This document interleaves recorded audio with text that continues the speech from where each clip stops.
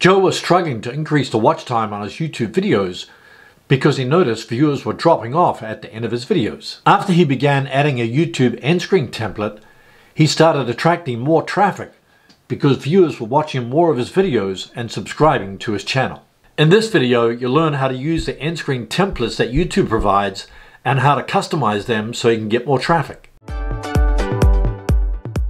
Here's how to use YouTube's end screen templates to increase your watch time. After you've uploaded your YouTube video and added your video details such as title, description, tags, thumbnail, and enabled monetization, you can start adding your video elements. Click on Video Elements. Under Add and End Screen, click Add. Now you can see all the end screen templates that YouTube provides.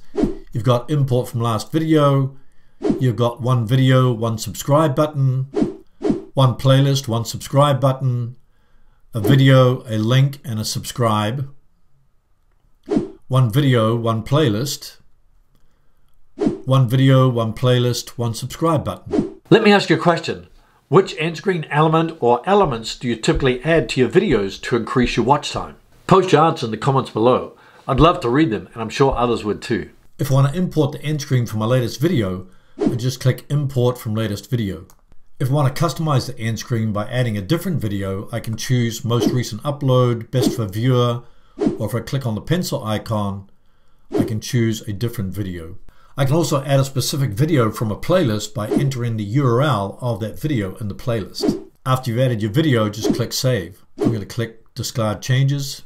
Let's choose this template, One Video and One Subscribe. So I click on the template. Here are the elements on the end screen, and I can move these around within this box as I wish. Currently I've got the subscribe button and I've got Best for Viewer. So if I want to change that, I just click on Best for Viewer, click Choose Specific Video, and maybe I want to choose how to get more end screen views. And I can also enlarge it by just clicking on the corner and then expanding it. Now you'll notice that I've got the end screen elements on the timeline. So I've got the subscribe elements, then I've got the video. When I polled my community by asking them the question, which end screen element do you use the most on your video, they responded by saying that the next best video to watch is what they use the most. Here's how to customize your end screen templates. If I want to customize this end screen by showing the end screen elements at different times to my viewers, I can move the elements around on the timeline. Keep in mind that the end screen elements only appear in the last 20 seconds of a YouTube video, so make sure you plan out those 20 seconds as you're creating your video. So I'm going to show my video first at the beginning of the 20 seconds of my end screen. The second element, which I'll show later, will be the subscribe button. So if I play the video by clicking on the play icon, then the video plays first, and now the subscribe button pops up later. You can rearrange these elements on the timeline if you wish. Just keep in mind your video has to be at least 25 seconds long to add an end screen.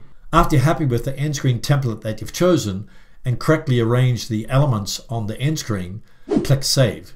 If you want to increase the chances of your viewers clicking on your end screen elements, tell them why they should do it. For example, if you want them to click and watch the next video, tell them why they should watch the next video. If you want them to click on your subscribe button, tell them why they should subscribe to your channel.